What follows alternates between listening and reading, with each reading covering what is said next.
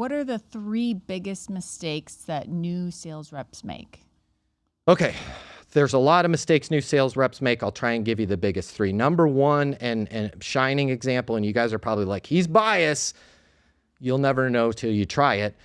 You need to get your own damn sales coaching, right? The biggest mistake that people make is they get hired and they think, I'm good, the company's going to take care of me. It is not the company's job to train you. Hospitals don't hire people off the street and give them some scrubs and go, we'll teach you how to be a surgeon. That's why you have to go to medical school, right? And your job in sales is to educate yourself the same way a doctor had to educate themselves. So number 1 biggest mistake, you're not in coaching. You're not getting better. The number 2 biggest mistake that you make is when you get hired, you'll start looking at the top performers in the company and you'll try and model their behavior.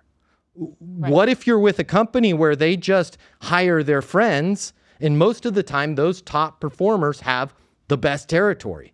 They're getting the best leads. Every time they fire Heather, they take Heather's pipeline and they give it to spoon-feeding it. And spoon-feed Steve. Right. Right? So looking around the room and going, I'm just going to do it how they did it, it typically avails nothing. The other biggest mistake that people make when they have a sales job is they put their own goals on hold. You need to realize in any sales job, the actual comp plan, the quota that they gave you, that is a benchmark. That should be the lowest possible that you can make. That's a I'm not getting fired number.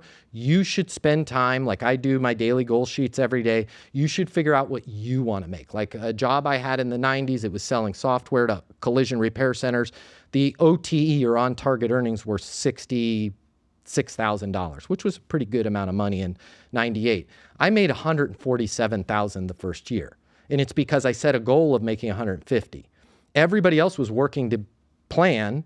20% of them got fired because they didn't make plan. Another, 70% made $67,000. And then I was the person that made more than twice as much as the next person because I had my own goals. Have your own goals. When you work in sales, you're a business within the business. Don't expect them to spoon feed you your goals because they're going to have to give you a goal that applies to everybody else. Get your own training, have your own goals. You're going to kick butt, and don't listen or look to the OGs in the office there. Great question. Hey, if you just found my sales content, my name's Matt Easton. I've devoted my life to helping you sell more, and I'm going to prove it to you right now. I want to buy you the Closing Masterclass. Click the link in my bio. It's normally $300. I'm going to put a little link in there so you can get it for free. I'll cover all the cost. I'll see you there. Let's get you closing.